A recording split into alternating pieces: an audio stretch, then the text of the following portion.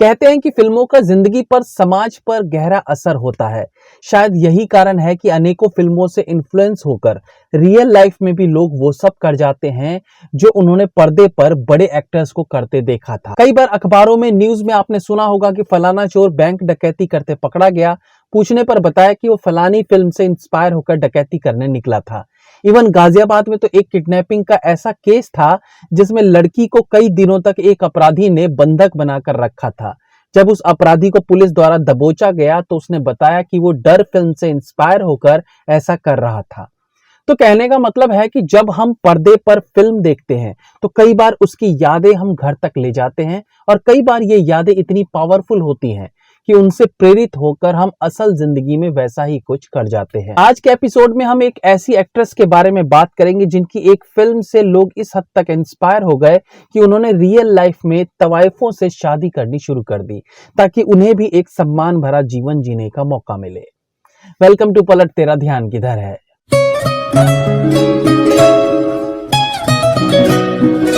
अब से करीब 150 साल पहले एक तवायफ पर नॉवेल लिखी गई थी जिसमें इस तवायफ ने अपनी दास्तां एक राइटर को सुनाई और उस राइटर ने उसके जीवन पर पूरी नॉवेल लिख डाली।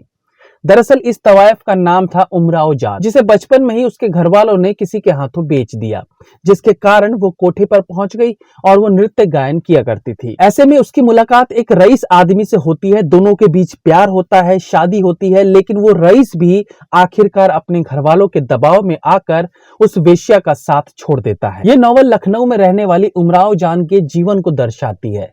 इस नॉवल पर बॉलीवुड से लेकर पाकिस्तान तक में फिल्में बनी हैं।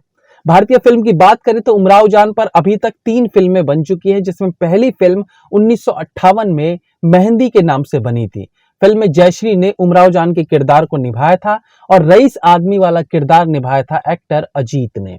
ये एक सफल फिल्म थी। इसके बाद 1972 में पाकिस्तान में इसी सब्जेक्ट पर फिल्म बनी जिसका नाम था उमराव जान अदा। इसके बाद अगेन 1981 में बॉलीवुड में इस सब्जेक्ट पर फिल्म बनी। इस बार भी फिल्म का नाम उमराव जान ही था, जिसमें रेखा ने मुख्य भूमिका निभाई थी। उनके साथ फिल्म में फारूक शेख ने भी काम किया था। ये एक म्यूजिकल हिट फिल्म साबित हुई थी जिसका गाना इन आंखों की मस्ती काफी चर्चित रहा था। फिल्म का म्यूजिक दिया था मोहम्मद जहूर खय्याम ने और इसका डायरेक्शन किया था मुजफ्फर अली ने। फिल्म में रेखा और फारूक शेख के अलावा नसीरुद्दीन शाह और राज बब्बर भी देखने को मिले थे।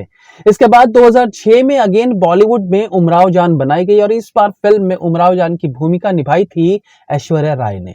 उनके अलावा फिल्म में अभिषेक बच्चन, सुनील शेट्टी और दिव्या दत्ता ने भी काम किया था। इसके बाद अब पाकिस्तान में उमराव जान पर वेब सीरीज भी बन रही है, तो ये कहा जा सकता है कि इस सब्जेक्ट पर अनेकों बार फिल्में बनाई जा चुकी हैं। हम फोकस करने वाले हैं 1972 में रिलीज पाकिस्तानी फिल्म उमराव जान अदा पर।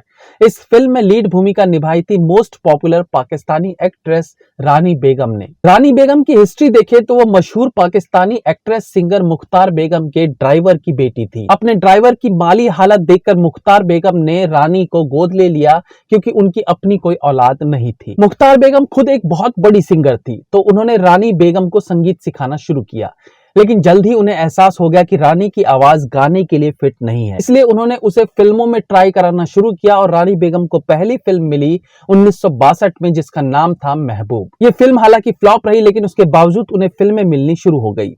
एक के बाद एक वो फिल्में करती चली गई और सारी फिल्में फ्लॉप साबित हो रही थी। 15 फ्लॉप फिल्मों के बाद आखिरकार वो फिल्म आई जिसने उनकी जिंदगी को पलट दिया। फिल्म का नाम था देवर भाभी। ये फिल्म 50 सप्ताह तक सिनेमा घरों में लगी रही। इन सब के अलावा उनकी अन्य फिल्में चन मखना, सज्जन प्यार, दिल मेरा धड़कन तेरी और सिस्टर भाई ने रिकॉर्ड ब्रेकिंग कमाई की थी। उन्होंने फिल्म मेकर हसन तारिक से शादी की।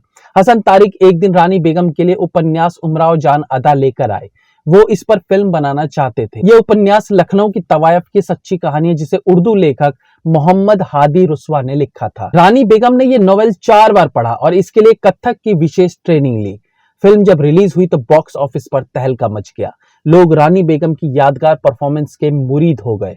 रानी बेगम की फिल्म में भावुक कर देने वाली परफॉर्मेंस है। फिल्म देखकर लोगों को ऐसा लगा जैसे वो किरदार वो पर्दे पर जी रही हैं। उन्होंने फिल्म में कमाल का डांस किया था। मीडिया रिपोर्ट के अनुसार फिल्म का पाकिस्तानी आवाम पर ऐसा असर हुआ कि लोग तवायफों को लेकर संवेदनशील हो गए। कई अमीर लोगों ने तवायफों से शादी करके उन्हें नई जिंदगी देनी शुरू कर दी। तब रानी बेगम से प्यार और सम्मान जताने के लिए लाहौर की तवायफों ने उन्हें सोने से बने घुंघरू भेंट किए। फिल्म का समाज पर इस तरह का असर किसी दूसरी फिल्म से देखने को नहीं मिला था।